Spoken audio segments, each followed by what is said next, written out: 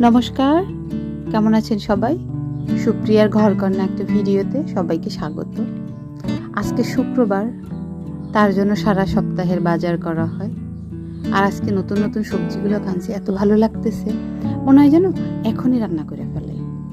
জানেন, আমাদের বাড়িতে যখন ছিলাম তখনও তো আমরা ছোট পরিবার ছিলাম।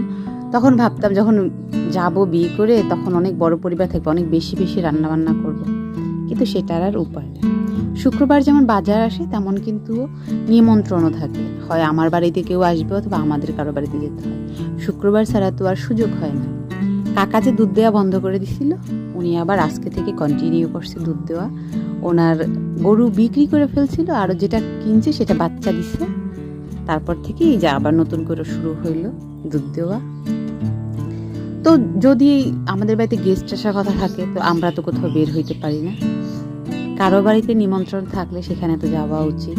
তো যাওয়ার আগে আমাকে যুদ্ধ করতে হয়, যে বাজার আনে, মাছ আনে, সেগুলো কাটতে হয়। কিন্তু আজকে রেহাই 2 পদের মাছ আনছে, ট্যাংরা মাছ আর এই পুঁটি মাছগুলো, ডিমালা পুঁটি, জানেন এত সুন্দর লাগতেছিল দেখতে। আর এইখানে দেখুন রান্নাঘরের জালনা দিয়ে আমি কাদের দেখতেছি, এরা ডাউকের বাচ্চা মায়ের সাথে ঘুরতে বেরোচ্ছে, এত মিষ্টি লাগতেছে দেখতে।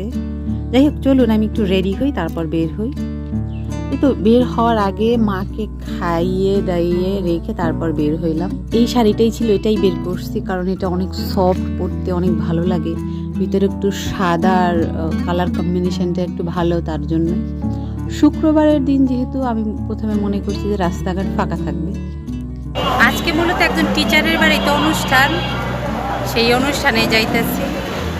শুক্রবার হচ্ছে, কোথাও ইনভাইট থাকলে ঝামেলা হয়ে যায়, মাকে খাইয়ে দিয়ে বের হইতে হয়। তো এই টাইমটা রাস্তাঘাটে একটু ফাঁকা থাকে। আবার শুক্রবারে নামাজের টাইম, এখন আবার জ্যামও আছে, রিক্সা পাওয়া যায় না, এইটা হলো বড় ঝামেলা। ওখানে যাইবো, যাই কিছু সময় তো থাকা উচিত, কিন্তু সেই সুযোগটা আর হয় না। যাই আবার চলে আসতে হবে, মাকে যেহেতু একা রেখে গেছি। আর ঠিক আসার আগ মুহূর্তে একটা বাজে ঘটনা ঘটছে, সেটা আইসা বলবো। এই বিল্ডিংটা দেখে একটু দাঁড়িয়ে গেলাম। এটা ব্রিটিশ আমলের একটা বিল্ডিং। জানেন, কুমিল্লাতে অনেক জায়গায় আছে এরকম অনেক প্রাচীন বিল্ডিং, ভবনগুলো এখনো আছে। রিক্সা থেকে নেমে এখন অটোতে উঠে গেছি, এই যাচ্ছি। এই রাস্তা দিয়ে গেলে একেবারে সামনেই হচ্ছে বর্ডার, ত্রিপুরা বর্ডার। তো আমি ভাবি যে যাব এই রাস্তা দিয়ে, আগেও একবার আসছি কিন্তু সময় হয় না, এমন সময় আসি যে পারি না যাওয়ার জন্য। যাক, এখনই নামবো। নেমে গেছি, বিশাল একটা বেলি ফুলের গাছ। বেলি ফুলের উপরে আমার প্রচণ্ড পরিমাণে দুর্বল, তার জন্য এখান থেকে একটু উঠাইয়াও নিলাম। এই জায়গাটা তো শহরের ভিতরে, কিন্তু তারপর চারপাশে এত বেশি গাছপালা, একটু গ্রাম গ্রাম ফিল আসে, কিন্তু একেবারে মেইন শহরের মধ্যে। এত ভালো লাগে, আমরা চলেও আসছি। এই যে সেই ফুলগুলো আমার খুব বেশি পছন্দ, বেলি ফুল। অনেকদিন পর দেখলাম, আমার বাড়িতে গাছ ছিল কিন্তু এখানে তার নাই। তো জানার বাড়ি যাচ্ছি, উনি আমাকে খুব স্নেহ করে। একেবারে বর্ডারের কাছে চলে আসছি, এই সামনেই বর্ডার। যদি আজকে একটু আগে আসতে পারতাম, অবশ্যই বর্ডারে ঘুরতে যেতে পারতাম। চলুন যাই, আপনাদের সাথেও শেয়ার করব।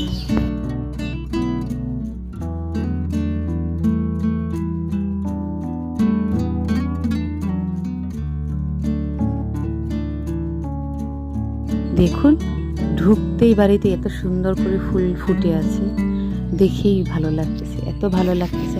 আর আমি না আজকে প্রথম দেখলাম এটা নাকি কাকরোল গাছ, আমি কোনোদিনও দেখি নেই কাকরোল গাছ কেমন হয়। আর মূলত যার জন্য আসা, তিনি হচ্ছেন এই গপু।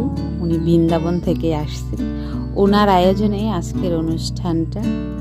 এত ভালো লাগতেছে, আর ওরা এত মিষ্টি চেহারা, উফ, আমার খুব পছন্দের।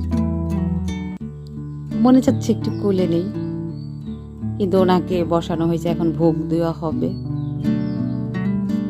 মন্দির থেকে বের হয়ে এটা বলুন তো কি, আমার খুব পছন্দের কিন্তু আমের ফলি।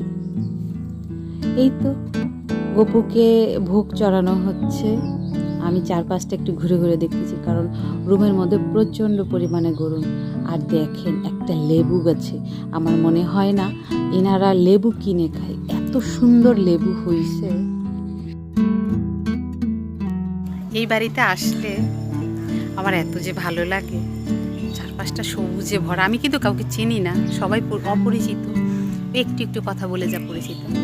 খুব ভালো লাগে, আসলে আমার যেতে ইচ্ছা করে না। একে একে অনেক আত্মীয় স্বজন সবাই আসতেছে। চলুন আপনাদের এবার নিয়ে যাই যেখানে মূল অনুষ্ঠানটা হইতেছে। অনেকেই তো জানে আমি অনেক বেশি দুষ্টু। আমি আমের ফলিয়াই না খাইতেছি। এবছর আমরা কিন্তু একটাও আমের ফলি দিতে পারিনি, কারণ আমাদের গাছে তো পর্যাপ্ত পরিমাণ আম হয় নাই। আর এখন যে আম আনা হয় আমি সব খেয়ে ফেলি।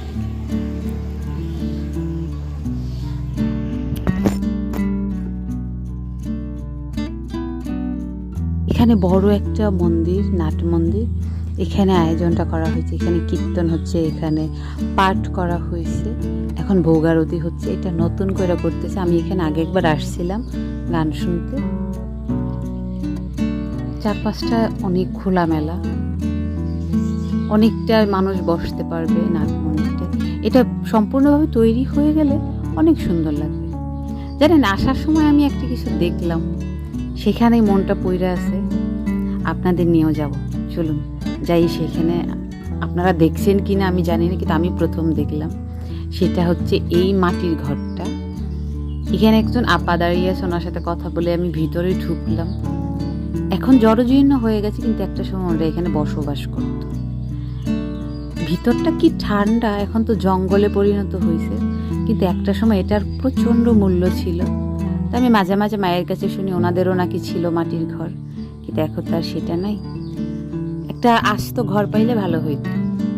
আর এখানে পাতফিরি করে দিচ্ছে, সবাই খেতে বসবে। আমিও অপেক্ষা করতেছি। একেবারে গ্রামে যেভাবে বসায়, একেবারে নিচে একটা কিছু বসার জিনিসটা, তার উপরে বসে সামনে থালা দেয়, একে একে সব কিছু দিচ্ছে। প্রথমে ভোগের প্রসাদ দেওয়া হইলো, তারপরেই দিয়ে গেল আলু কুমড়া ভাজি, যেটা এখানকার বিখ্যাত খাবার। আমাদের ওদিকে কিন্তু এভাবে ছোট ছোট করে আলু কুমড়োর ভাজি দেয় না, তার সাথে হচ্ছে শুক্তোর ডাল। আর এই শুক্তোর ডালটা আমি এখানে এসে খুবই পছন্দ করি, যেটা আমাদের বেসিক্যালি তিতার ডাল বলে। তারপরে কচু শাক চলে আসছে, তারপর দিল লাবড়া। আমি লাবড়া খেতে এত ভালোবাসি, আমাকে একটুখানি লাবড়া দিয়েছে, কিন্তু রান্নাগুলো দুর্দান্ত হয়েছে। এ বলে আমায় দেখ, ও বলে আমায় দেখ। আমি কিন্তু চেয়ে নিছি আমায় আর একটু লাবড়া দেওয়া হোক। আর তারপরে টমেটোর চাটনিটা দিল। আমার এখানকার টমেটোর চাটনি ভালো লাগে না, আর বেসিক্যালি আমি তো টমেটোর চাটনি অত পছন্দ করি না। তারপর দিয়ে গেল পায়েস। শেষ পাতে একটু পায়েস না হইলে হয়? সবাই খাচ্ছে, আমিও একটু খেলাম। আমি বললাম আমার একটু দিতে। সবারই খাওয়া দাওয়া শেষ। আমি কিন্তু মন প্রাণ পেট তিনটা ভরেই খেয়েছি। তারপর অনেকক্ষণ রেস্ট নিয়ে ঠিক সন্ধ্যার আগ মুহূর্তে বেরোইছে। আর দেখুন সূর্যটা টকটক করতেছে। পাশেই না ওই যে হচ্ছে একটা মন্দিরের চূড়া, কোনো এক সময় আসবো, ওটার নাম জগন্নাথ বাড়ি। আগেও একবার প্ল্যান করলাম, কিন্তু আসা আর হয় না। এখন বাড়ির দিকে যাই, চলুন। শহরের ভিতরে ঢুকে গেছি। চারপাশটা আস্তে আস্তে অন্ধকার হয়ে আসতেছে। বাড়ি যাওয়ার আগে না জানি বৃষ্টি শুরু হয়ে যায়।